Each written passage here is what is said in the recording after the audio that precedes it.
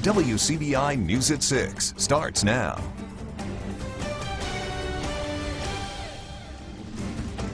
We begin tonight with new developments in two upcoming Senate elections. Mississippi voters have been anticipating the race between Chris McDaniel and Senator Roger Wicker. Well, that's not going to happen now. Our Scott Martin joins us in the studio to tell us the very latest. Scott? Yeah, that's right, guys. In a statement, Chris McDaniel says that he's abandoning his primary challenge against Senator Rick Wicker and will now run for the U.S. Senate seat soon to be vacated by retiring Senator Thad Cochran. Well, that election is scheduled for November. Well, just a day before the qualifying deadline, McDaniel threw his name in the running. Well, now this isn't McDaniel's first rodeo. Ironically, he lost in the primaries against Senator Cochran back in 2014. In today's release, McDaniel stated that he's heard from many constituents to run for that seat that will become open April 1st, at which point Governor Phil Bryant will appoint an interim senator. Well, Thad Cochran announced last month that he'd be stepping down, citing his health. McDaniel said in the statement that he feels an open seat is his best path to win a U.S. Senate seat. A Bryant spokesperson says the governor believes that McDaniel should focus on the energy of the campaign he's committed to. Now, earlier today, Bryant told WCBI that he hopes to make an announcement next month. McDaniel's statement is on our website, WCBI.com, if you'd like to take a look at that. Of course, we'll continue to monitor this story and bring you the very latest as we learn more. Guys. All right, Scott, in our studio with the story. A defense contractor announces a multi-million-dollar investment and expansion for its Lee County plant. General Atomics in the South Lee Industrial Park will make a $20 million investment. A 128,000 square foot building will be built. Increased demands for lasers and expanded fabrication needs are driving the expansion. The Community Development Foundation and the Lee County Board of Supervisors, working with the municipal officials in Shannon, Tupelo, Lee County, all pulled together as one team. TVA and Tongvippi Electric Power Association all work together, but at the end of the day, men and women around the world who protect and defend freedom depend on innovative defense systems. And the most complex defense systems in the world are manufactured in Shannon, Mississippi. This is the 10th expansion for the General Atomics in 13 years. It will create up to 60 new jobs. Governor Bryant believes a long-term solution to repairing state roads and bridges needs to come from a voter-approved tax increase. There are several ideas floating around the state capitol right now, including a plan from Lieutenant Governor Tate Reeves. It uses budget cuts and borrowing to fund infrastructure spending, but Bryant says voters should make the long-term solution. We're going to have to look in the future at some type of revenue stream. I have suggested in the past, as has Senator Dean Kirby from Rankin County, that we put it on the ballot. I think the people of the state of Mississippi will look forward to an opportunity to determine whether or not additional revenue is needed, and of course it is needed, but how we'll go about generating that. I'm not sure the legislature will be able to make that decision, but the sovereigns who we work for, the people of the state of Mississippi, might be able to do so. So put it on the ballot and let's see if we can't get it moving forward. There has been no major change in state revenue for road and bridge repair statewide since 1987. It's no secret many roads and bridges in the country and here in Mississippi need repairing. Now a success story. A 2-year project in Clay County is almost complete.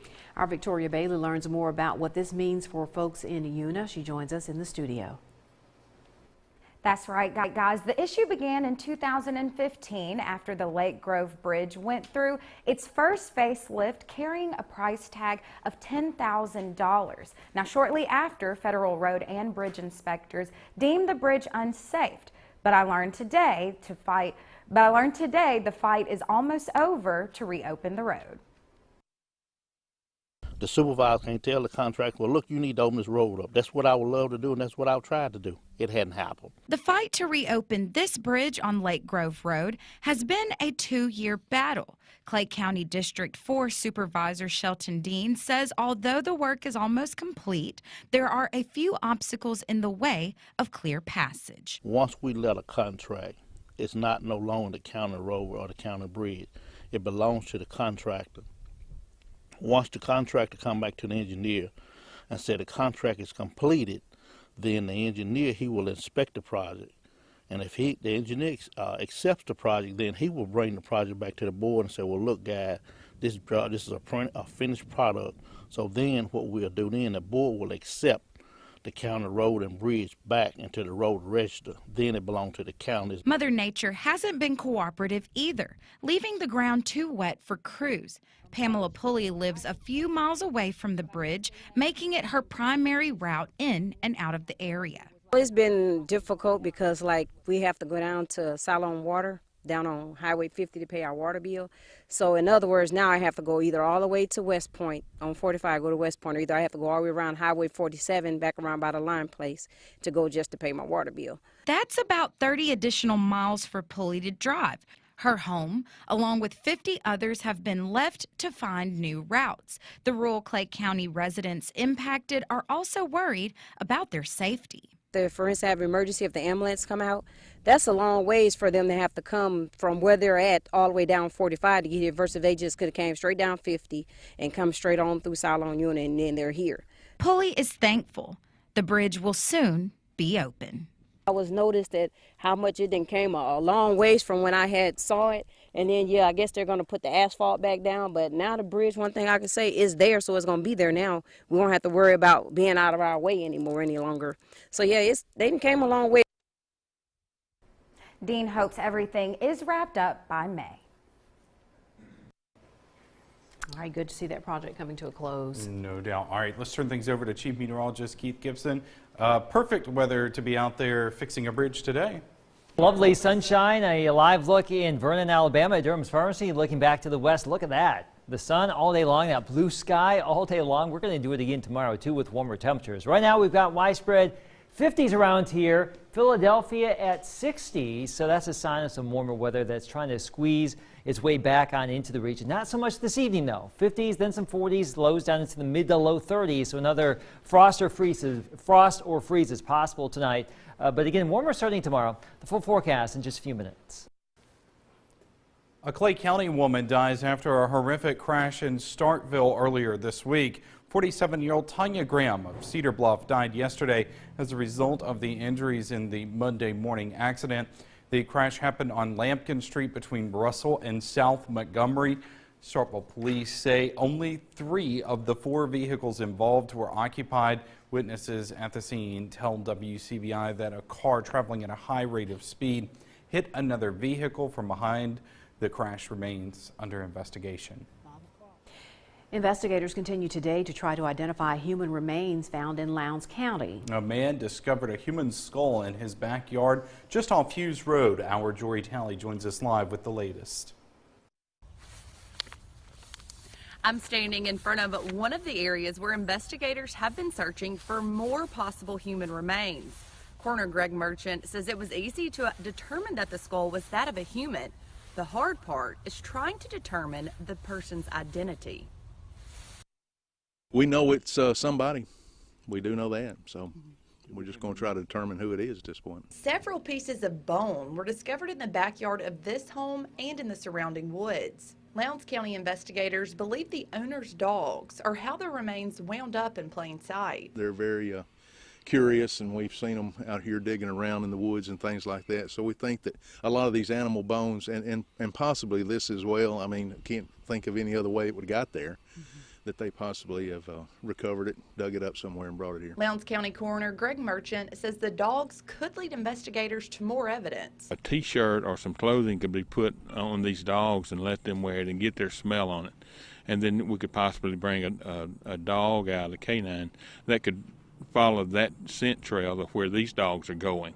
And that's not out of the question. The coroner says other than the skull, he's confident the other bones are from animals. Investigators will keep looking for other possible human remains until they're confident they found all they can. Merchant says several things come into play in this investigation that could widen the search area. There's been a couple of projects through the area that kind of piqued my interest, that could have unearthed this sometime in the past. Of course, we've got a lot of high water right now to contend with, and that would make it, something new, move it from place to place. The coroner and Captain Greg Wright both say the skull has some age to it and is not believed to be a part of any current missing person cases in the area. This was a farming area. I don't know that there could be an independent grave or something that was buried through time out here. There's not any cemeteries that's within a close, reasonable area of here. Merchant says the skull has no trauma to it, and he believes it's been somewhat protected from the element. Merchant is working closely with MSU's archaeology department to determine the sex and race of the skull that was located out here on this property. He also says that he will be taking the skull to the State Crime Lab in Pearl. But for now, reporting live here in Lowndes County, Jory Talley, WCBI News.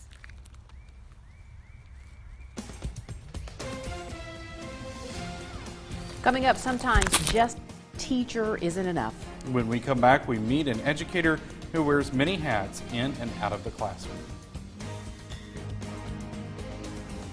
Welcome back. An area middle school teacher says one of the secrets to being a successful educator is to play as many roles as you can with your students. That's why Dr. Melinda Robinson is our Educator of the Week. She's a teacher and a role model and a caregiver for her students. Robinson teaches 6th grade English and language arts at Columbus Middle School. Above all, she wants her students to believe in themselves, she says. Self-motivation comes from within.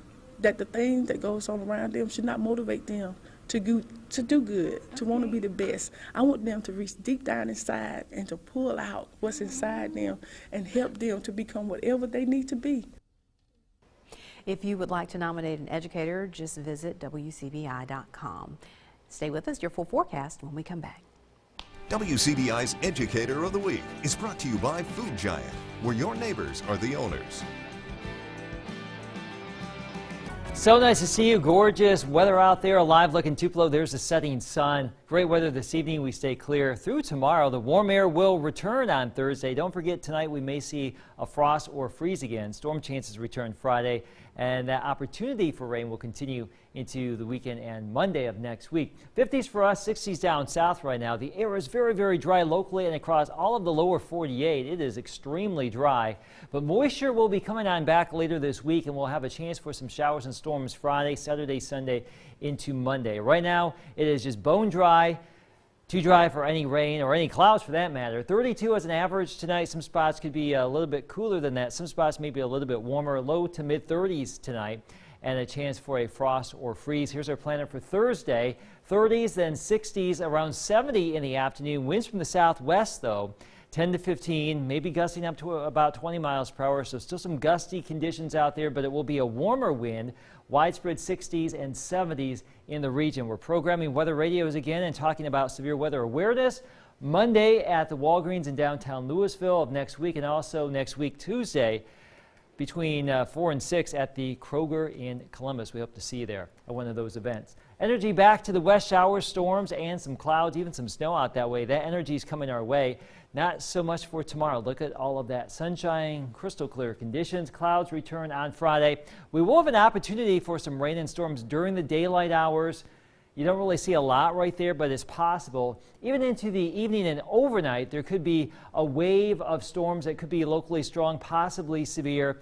Very uncertain as to the volume of storms we may see or the overall strength of them. So we'll just throw that out there as a discussion point at this point.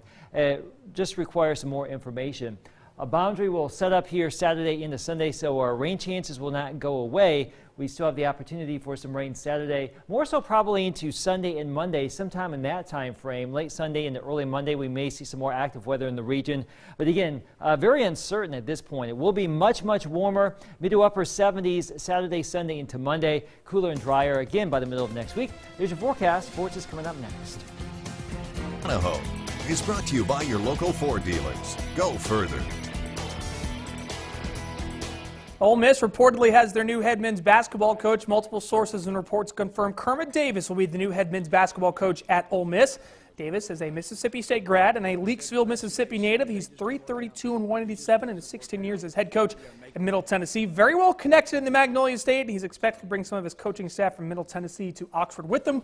We will continue to follow this story. His Blue Raider team, by the way, won the NIT last night and advanced to the next round. Well, speaking of the NIT, it's game day in the Magnolia State.